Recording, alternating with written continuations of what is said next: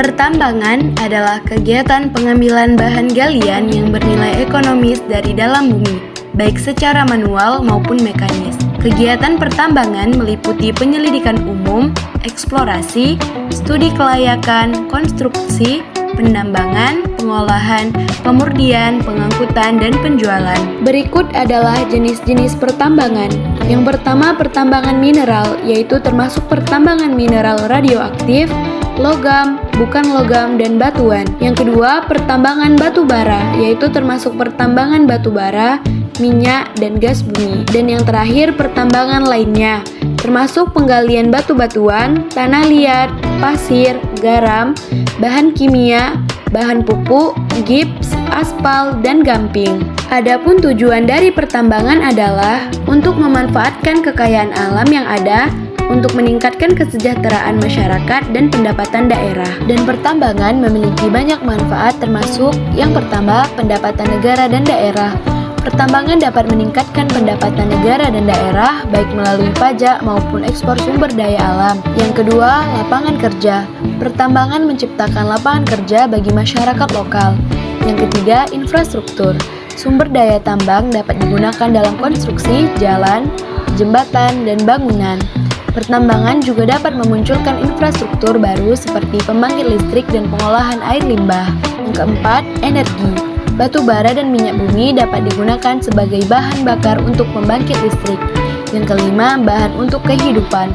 Mineral tambang seperti emas, perak, tembaga, timah, nikel, dan besi dapat digunakan untuk membuat bahan atau alat yang menunjang kehidupan. Dan yang terakhir, kesadaran lingkungan.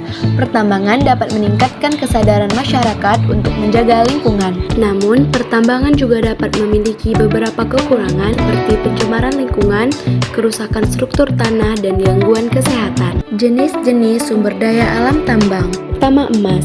Emas adalah salah satu logam mulia yang memiliki nilai ekonomi tinggi. Manfaatnya, selain digunakan dalam perhiasan, emas juga digunakan dalam industri elektronik, seperti pembuatan komponen perangkat elektronik karena sifatnya tahan terhadap korosi.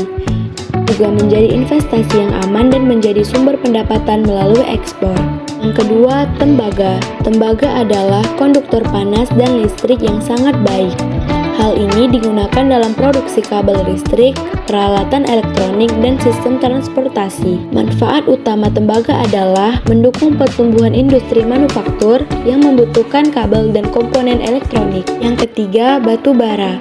Batu bara adalah sumber utama energi di Indonesia. Ini digunakan dalam pembangkit listrik, industri, dan transportasi. Manfaat batu bara mendukung pasokan energi bagi masyarakat Indonesia dan menjadi sumber pendapatan negara melalui ekspor.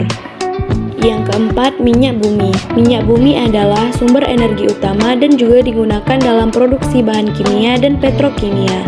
Minyak bumi mendukung berbagai industri termasuk transportasi, industri manufaktur, dan pertanian.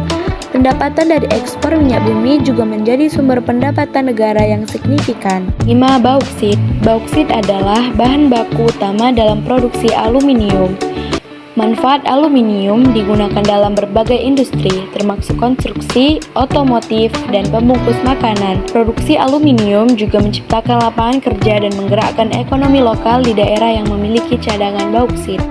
Yang keenam, timah. Timah digunakan dalam produksi solder elektronik dan baterai. Manfaatnya, produk timah ini penting dalam industri elektronik dan perangkat nirkabel.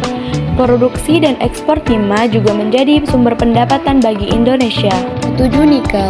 Nikel merupakan jenis logam yang berwarna kelabu perak dan memiliki sifat logam yang kekuatannya dan kekerasannya menyerupai besi. Manfaatnya yaitu nikel digunakan dalam produksi baja nirkarat, stainless steel, baterai, dan komponen elektronik. Nikel membantu meningkatkan kualitas dan ketahanan produk-produk ini. Produksi nikel juga menjadi salah satu penyumbang utama ekspor Indonesia. Yang ke-8, pasir besi. Pasir besi adalah sumber utama biji besi yang digunakan dalam industri, konstruksi, dan manufaktur. Manfaatnya, ini adalah bahan baku penting dalam pembuatan baja. Pasir besi mendukung pertumbuhan sektor konstruksi yang vital dalam pembangunan infrastruktur. Yang ke-9, mangan. Mangan adalah sebuah logam transisi dengan beragam penggunaan panduan industri, khususnya baja nirkarat. Manfaatnya yaitu untuk bahan campuran besi dan baja, sebagai bahan aluminium dan stainless steel, sebagai dekolorisasi kaca, sebagai desinfektan, sebagai pupuk, MNO, dan yang terakhir intan. Intan atau berlian adalah benda berharga mineral yang secara kimia merupakan bentuk kristal atau alotrop dari karbon. Manfaatnya, biasanya intan digunakan untuk perhiasan dan membuat alat pemotong seperti pemotong kaca, gerinda, dan mata bor. Dari berbagai jenis sumber daya alam tambang tersebut, terdapat jenis sumber daya alam yang dapat diperbaharui dan tidak dapat diperbaharui. Sumber daya alam yang dapat diperbaharui adalah sumber daya alam yang secara alami mengalami siklus sehingga tetap ada di lingkungan. Contoh sumber daya alam yang dapat diperbaharui adalah air, udara, dan sinar matahari. Sumber daya alam yang tidak dapat diperbaharui yaitu sumber daya alam tambang, karena proses pembentukannya membutuhkan waktu jutaan tahun. Selain itu, ketersediaannya terbatas dan tidak dapat diperbaharui setelah diambil manfaatnya.